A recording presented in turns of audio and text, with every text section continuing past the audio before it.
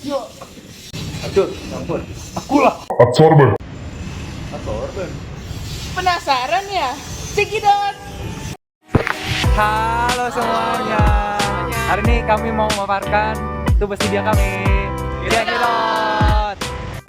Dataset ini menggambarkan mengenai studi pemisahan dan juga penangkapan CO2 menggunakan karbon aktif dalam berbagai kondisi, dimulai dari data isotan kesetimbangan CO2 dan juga N2 pada material AC untuk melihat pengaruh tekanan dan juga suhu terhadap kapasitas absorpsi. Kemudian ini dilanjutkan dengan data dari BET, N2 pada AC dan juga MAC untuk mengkarakterisasi luas permukaan ataupun juga struktur polis setelah modifikasi.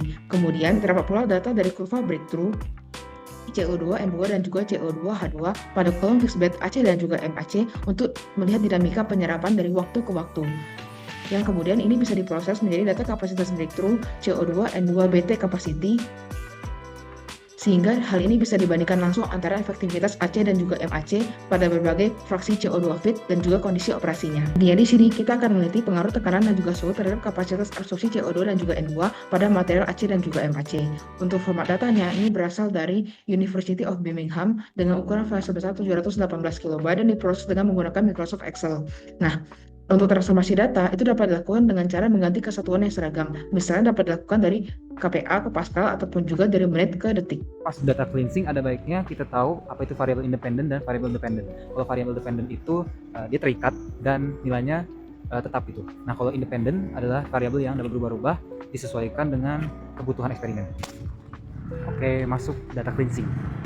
Oke, untuk dataset yang kami pilih tergolong cukup rapih dan aman. Setelah kami cek manual tanpa software juga sudah baik-baik saja, tidak ada angka yang tidak masuk akal. Hanya saja pada analisa bed material AC terdapat data yang hilang pada detik 43 dan menit 4. Selanjutnya adalah karakteristik data. Data yang kami gunakan merupakan data yang kuantitatif, sebab merepresentasikan besaran fisik dan numerik yang dapat diukur dan dihitung. Misalnya pressure. Pressure merupakan suatu besaran fisik yang memiliki skala dan unit yang jelas. Contoh yang lainnya, besar capacity.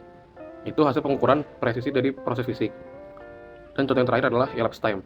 Itu waktu yang dibutuhkan untuk mencapai keseimbangan absorpsi pada tekanan yang diberikan. Selanjutnya data diolah menggunakan statistik. Statistik dibuat dari setiap atribut data yang terdiri dari rata-rata dan standar deviasi, persentil 10, 25, 50, 75, dan 90%, serta nilai maksimum dan minimum. Perhitungan ini dilakukan menggunakan Excel. Berikut dataset yang diinterpretasikan, yaitu hasil analisis BET isotherm untuk menelaah daya serap unmodified activated carbon dan komparasinya dengan modified activated carbon. Korelasi yang paling utama adalah relative pressure, di mana ini merupakan absolute pressure dibagi dengan saturation pressure.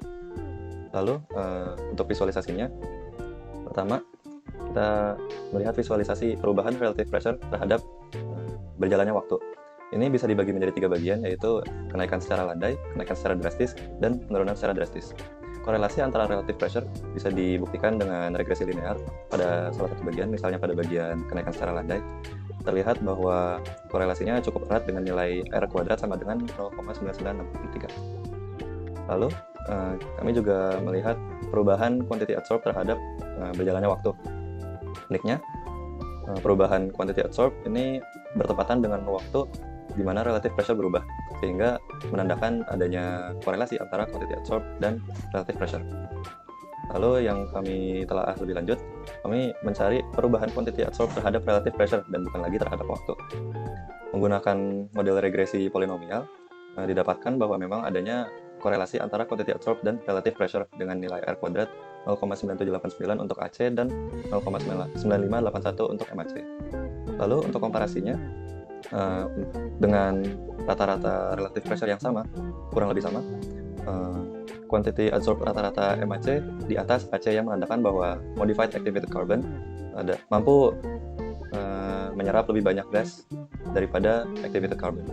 Untuk regresi linear menggunakan bahasa pemrograman akan menggunakan Python dan mencoba membuat ulang regresi linear di sini. Untuk rumusnya menggunakan rumus ini. Pythonnya kita bagi menjadi numerator dan denominator. Numerator adalah bagian atas untuk slope dan denominator adalah bagian bawah untuk slope ini. Lalu kita menggunakan dataset yang sama pada grafik, dan jika kita run kodenya, kita akan mendapat gradien yang kurang lebih sama juga dengan grafik, yaitu 0,0009, dan interceptnya adalah 0,0648 karena kita mendapat 0,6479 yang jika dibulatkan juga sama. Misalnya kita tarik garisnya hingga 135, yaitu di tepat di sini akan mendapatkan nilai kurang lebih 0,060 dan kita juga mendapatkan kodenya 0,060. Sekian dari kami. Terima kasih. Dadah.